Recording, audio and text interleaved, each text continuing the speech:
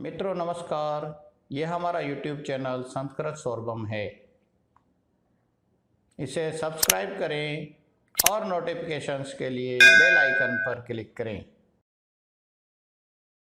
आलस्यं हि मनुष्याणां शरीरस्थो मानृपु नास्त्युद्यं समो बन्धु कृत्वा यं नावसिद्धति।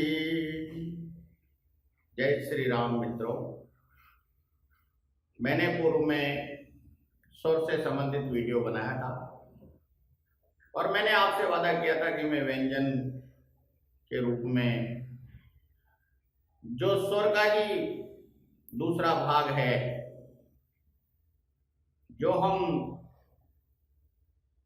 भाषा के जो नींव पढ़ रहे हैं, स्वर और व्यंजन, तो दूसरे भाग को लेकर के मैं आप सबके सामने प्रस्तुत हूं।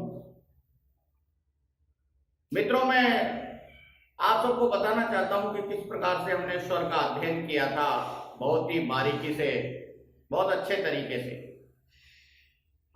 मैंने श्लोक में बताया है कि आलस्य मनुष्य का सबसे बड़ा शत्रु है, इसलिए विद्यार्थी के लिए आलस्य वर्जित हो। कोई भी विद्यार्थी हो, छोटे बालक से लेकर के बड़े बड़े कंपटीशन देने वाला विद्यार्थी, आलस्य त्याग करके कहते हैं कि विद्यार्थी कुतो सुखम सुखार्थी कुतो विद्या। तो लीजिए हम व्यंजन प्रारंभ करते हैं। व्यंजन क्या है? जिस प्रकार से हमने स्वर को पढ़ा था कि स्वतंत्र रूप से जिनको हम उच्चारण करते हैं, स्वतंत्र रूप से उच्चारित ध्वनि को हम स्वर कहते हैं। इसी प्रकार से व्यंजन क्या है, ये आज हम समझने का प्रयास करेंगे। तो मित्रों, व्यंजन क्या है और कितने होते हैं, क्या क्या उनके भाग होते हैं, क्या क्या उनकी पहचान होती है, ये सब हमको समझ में आना चाहिए। क्योंकि व्यंजन और स्वर ये मूल है भाषा का। अगर हमने ये समझ लिया तो जिंदगी भर हमारे जहां जहां भी हम इस प्रकार से विद्या जगत में रहते हैं, हमें काम आते हैं। तो व्यंजन क्या है ये मैं बताना चाहता हूं आपको। स्वर की सहायता से उच्चारित ध्वनि को हम व्यंजन करते हैं। हम सबने व्यंजन पढ़े हैं। 33 प्रकार के 33 व्यंजन होते हैं। संस्कृत में 33 व्यंजन होते हैं, 33 व्यंजन पाए जाते हैं। तो स्वर की सहायता से उच्चारित ध्वनि को हम व्यंजन करते हैं। जो व्यंजन होते हैं वो यदि स्वर की सहायता नहीं होती है तो उनका जो मात्रा काल है, जो उनका उच्चारण काल है, वो आधा होता है। जिस प्रकार से यहाँ हलंत के साथ हमको दिख रहा है क, तो ये क जब आधा अ के साथ नहीं होता है, स्वर के साथ नहीं होता है, तो इसको बोलते क ऐसे। लेकिन जब अ मिल जाता है तो ये पूरा क, यानी अ का स्वर निकल देते हुए दिखेगा। जैसे ग है, ग गा, तो ग आज स्वर मिलने के बाद में ये गा हो जाता है। इसी प्रकार से की, ये की कैसे बना है? व्यंजन क व्यंजन, उसके साथ ई स्वर मिलने से ये की हो गया। तो इस प्रकार से अनेक प्रकार के शब्द हम बना सकते हैं। जैसे हमको बनाना है मी। अब मित्रों, ये मी बना है तो ये क्या बनेगा? मम। और इसके ई की मात्रा लगाने पर ये मी ऐसा पूर्ण व्यंजन बन जाता है। तो इस प्रकार से स्वर की सहायता से उच्चारित जो ध्वनि होती है उसको हम व्यंजन करते हैं। इनका उच्चारण काल अर्धमात्रा का काल होता है, यानी आधा होता है। पूरा कब बनता है? जब स्वर मिलता है, स्वर की सहायता से उच्चारित। तो किस पर अवलंबित है उच्चारण के लिए? स्वर पर अवलंबित है।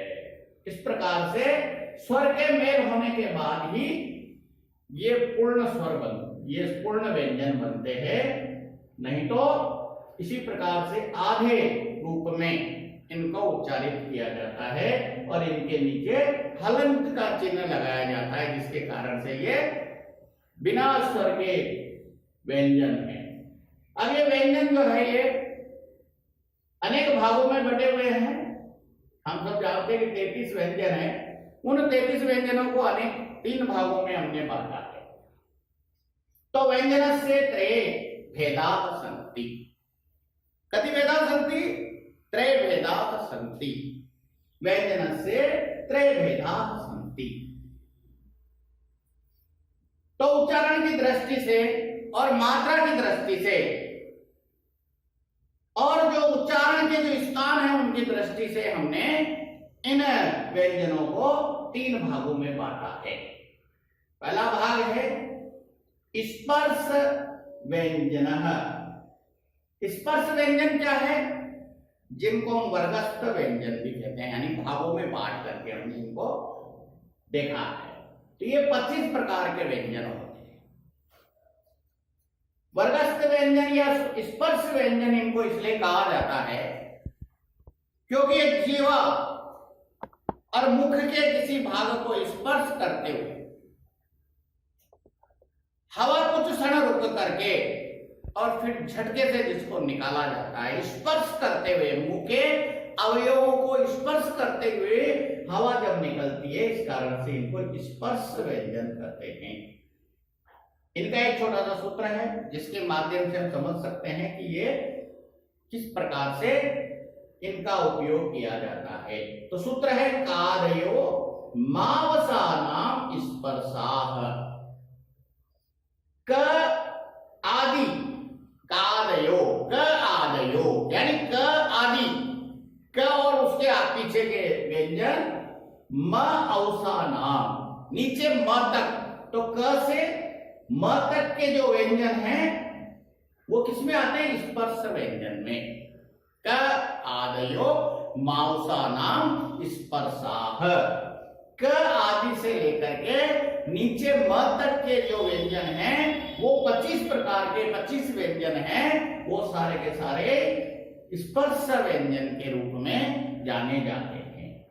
अब ये जो स्पर्श व्यंजन 25 है, क ख ग ग ने, च छ ज ज ने, ट ठ ड ड न, त थ द द न, प फ ब ब म, ये 25 प्रकार के व्यंजन हैं। इनको भी हमने 5 भागों में बांटा है। इनको हम वर्ग कहते हैं, इसलिए वर्गस्थ व्यंजन कहा है। इनको हम वर्ग कहते हैं। जैसे आगे शुरुआत क से हो रही है तो इसको क वर्ग कहेंगे, च से हो रही है तो च वर्ग कहेंगे, ट से हो रही है तो ट वर्ग कहेंगे, त से हो रही है तो त वर्ग कहेंगे, और प से हो रही है तो प वर्ग कहेंगे। यानी आगे का जो वर्ण है, व्यंजन है, उसके माध्यम से इनको हम उसी के नाम से इसका वर्ग बनाते हैं। फिर इनका क वर्ग का कौन सा वर्ण है? तो इनको भी हमने 5 भागों में बांटा है। क वर्ग है, ये पहला वर्ग है, यानी पहला वर्ण है। ये दूसरा वर्ण है, ये तीसरा वर्ण है, ये चौथा वर्ण है, ये 5वां वर्ण है।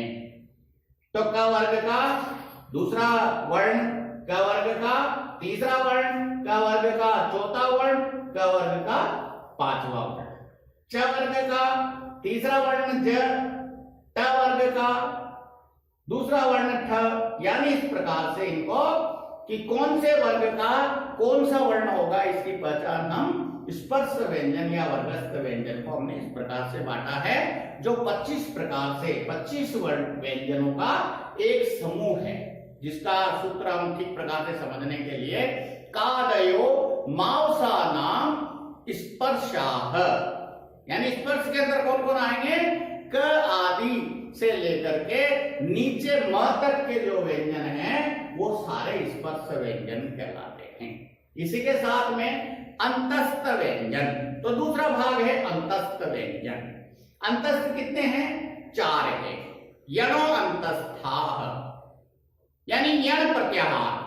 जब हम प्रत्याहार पढ़ेंगे और माहेश्वर सूत्र पढ़ेंगे तो उनमें हम इस प्रकार का पढ़ेंगे कि यण जो प्रत्याहार है कैसे बनता है। तो यण प्रत्याहार में कौन कौन से आते हैं? य व र ल, य व र ल ह, ये इस प्रकार से य व र ल ये यण प्रत्याहार के से बनते हैं। तो यणो अंतस्थाः, अंतस्थ यानी अंदर स्थित। तो इसमें क्या है? जिन व्यंजनों का उच्चारण वायु को रोक करके और धीरे धीरे धीरे धीरे उसको छोड़ा जाता है, यानी न के बराबर वायु छोड़ना होता है मुंह से, अंतर ही वो रह जाती है। इस प्रकार से जैसे हम उच्चारण करेंगे य व र ल, यानी वायु बाहर नहीं निकल रही है, स्पर्श करके और बाहर नहीं निकल रही है, अंदर ही रह रही है। इसलिए य व र ल, ये यण अंतस्था यानी अंतस्थ वर्ण, 4 प्रकार के अंतस्थ वर्ण हमने इसमें पढ़े हैं। तो 25 और 4 कितने हो जाते हैं?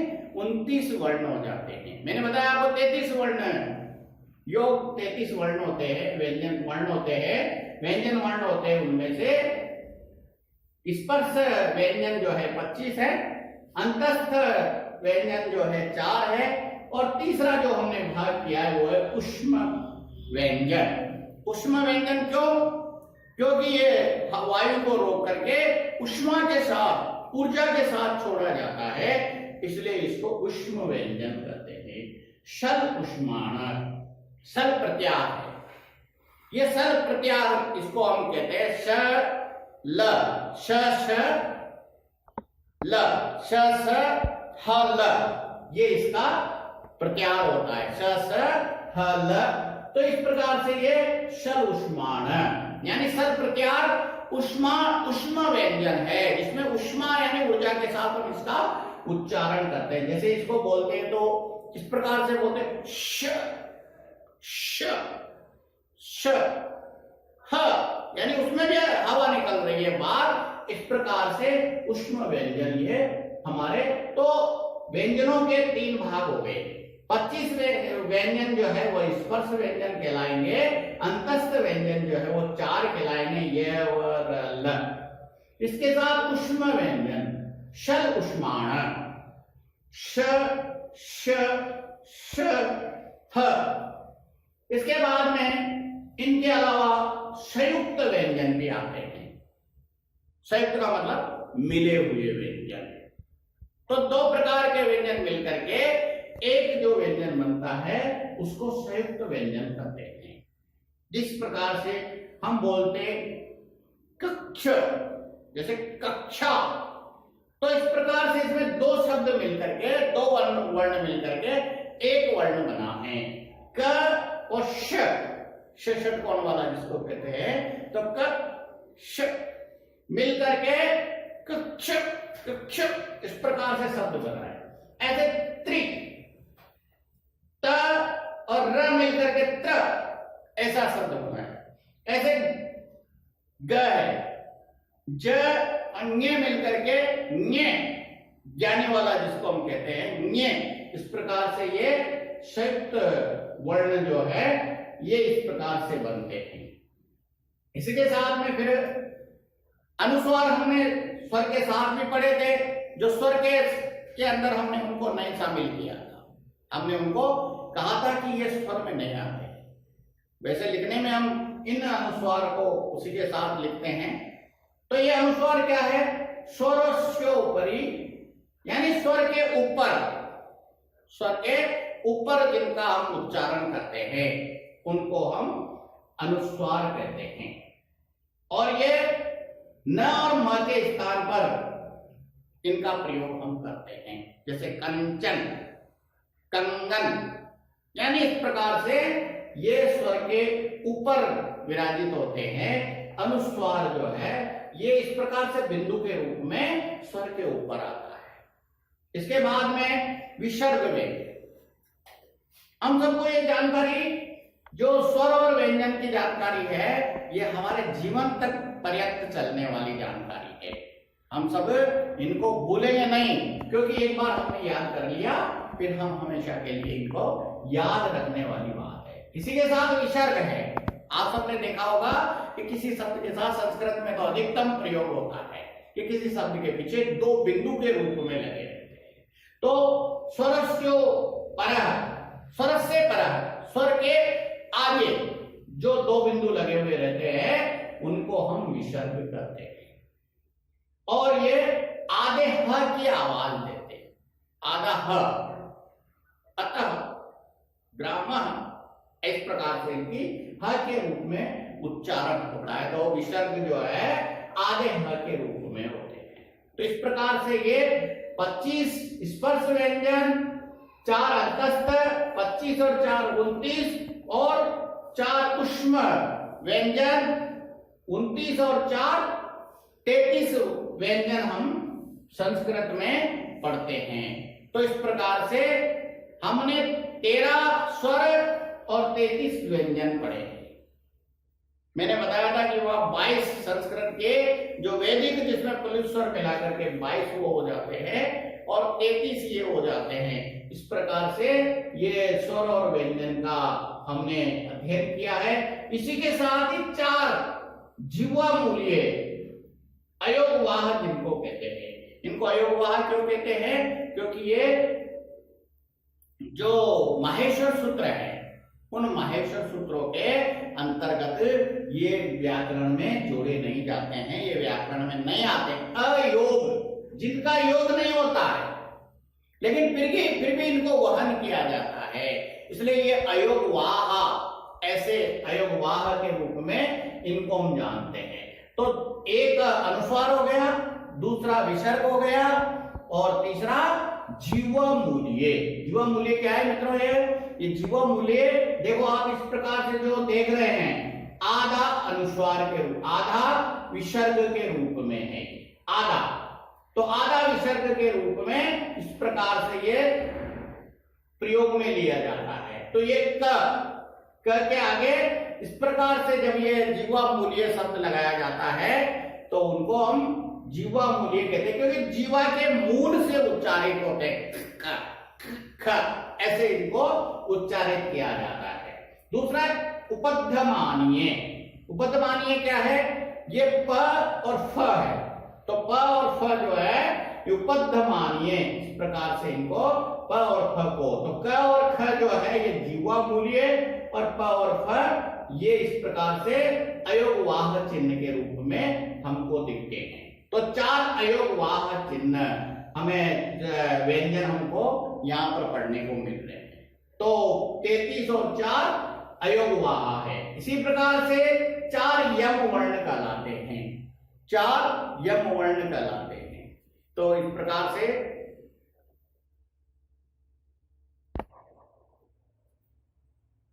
तो हम व्यंजन पढ़ रहे थे। व्यंजन में आता है अयोगवाह। अयोगवाह क्या होता है? माहेश्वर सूत्रों में नहीं होते हुए भी जिनका प्रयोग किया जाता है। अयोग, जिनका योग नहीं है व्यंजन, लेकिन फिर भी उनको वाहन किया जाता है, वो अयोगवाह है। ये 4 होते हैं। अनुस्वार, जिनका हमने पहले भी पढ़ा है, स्वर के साथ भी पढ़ा, व्यंजन के साथ भी पढ़ा। इसी प्रकार से विसर्ग है, जो किसी भी स्वर के पीछे 2 बिंदु के रूप में रहते हैं, उनको विसर्ग करते हैं, और आधे ह की आवाज आती है। तो इस प्रकार से स्वर, अनुस्वार और विसर्ग ये हमने पहले पढ़े। इसी प्रकार से जीवा मूल्य, जिनको हम जीवा के मूल से उच्चारित करते हैं, ऐसे आधा विसर्ग के रूप में इनका चिन्ह लगा हुआ रहता है। क और ख ये 2 वर्ण हैं व्यंजन के, जिनके आगे इस प्रकार से आधे विसर्ग का के रूप में रहते हैं, ह की आवाज आती है इस प्रकार से, जैसे स करोति, तो स करोति, तो जीवा मूल से स करोति, करोति इस प्रकार से उच्चारित होगा। तो ये जो क जो है ये जिह्वा मूल्य है। जैसे चखनी, तो उसमें इस प्रकार से ये ख जो है ये जिह्वा मूल्य कहलाएगा, यानी जिह्वा के मूल से उच्चारित है। इसे इसी प्रकार उपद्य मानिए, उपद्य मानिए, उपद्य मानिए यानी प और फ ये भी इस प्रकार से आधे विसर्ग के रूप में इनके चिन्ह लगे रहते हैं और इनका भी उच्चारण उसी प्रकार से किया जाता है। तो क पचती, तो प जो है ये आधे विसर्ग के रूप में कह पचती, इस प्रकार से इनका उपयोग किया जाएगा। इसी प्रकार से 4 यम वर्ण रहते हैं। ये संस्कृत की जो व्याकरण है उसमें 4 यम वर्ण होते हैं। 4 यम वर्ण किनको कहते हैं? यम वर्ण किनको कहते हैं, पहले ये समझने की आवश्यकता है। वर्णों के प्रारंभिक 4 वर्णों में से जो प्रारंभिक 4 वर्ण हैं उनमें से किसी भी एक वर्ण के आगे यदि पंचम वर्ण है तो पंचम वर्ण रहने के कारण से जो पहला वर्ण है उसके बाद वाला जो वर्ण है वो यम वर्ण कहलाता है। जिस प्रकार से यहां पर यम वर्ण पलिकनी, तो ये क वर्ग का पहला वर्ण है, इसी के पीछे पंचम वर्ण आया हुआ है न, तो न आने के कारण से ये जो दूसरी बार जो उच्चारित है ये यम वर्ण कहलाएगा।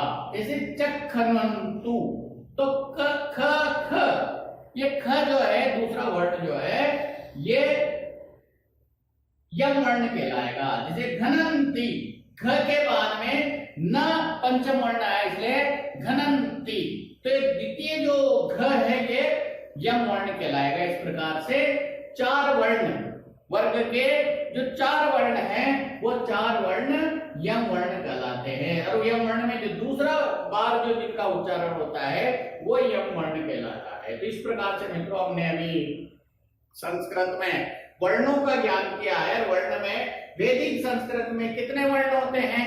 तो ये वैदिक संस्कृत में 63 या 64 वर्ण होते हैं। 63 और 64 किस प्रकार से होते हैं? तो जो व्यंजन होते हैं वो 41 व्यंजन इसमें माने गए, 41 व्यंजन होते हैं और स्वर 22 स्वर होते हैं। तो 41 और 22 63 हो जाते हैं। तो फिर 64 कैसे हुए? एक अड़, वैदिक में अड़ का प्रयोग किया जाता है, अड़, तो ये एक और जोड़ने के कारण से ये 63 ना हो करके 64 हो जाते हैं। तो हमने व्यंजन पढ़े, 33 व्यंजन पढ़े, 4 अयोग वाह पढ़े, 4 यम वर्ण पढ़े। इस प्रकार से 41 इनका योग बैठता है। इसी प्रकार से स्वर हमने 13 स्वर पढ़े थे। जिस प्रकार से वैदिक में 13 आते हैं लेकिन प्लुत स्वर को जोड़ने के कारण से यह 22 हो गए। तो 41 व्यंजन और 22 स्वर मिलकर के 63 हो जाते हैं। अड़ और जोड़ने के कारण से वैदिक गणित संस्कृत में इस प्रकार का प्रयोग किया जाता है कि 64 वैदिक संस्कृत में आपसे पूछा जाए कितने व्यंजन होते हैं, वर्ण होते हैं, तो 63 या 64 व्यंजन होते हैं, वर्ण होते हैं। इसी प्रकार लौकिक में हम जब पढ़ते हैं, सामान्य संस्कृत पढ़ते हैं, तो व्यंजनों की संख्या 33 आती है।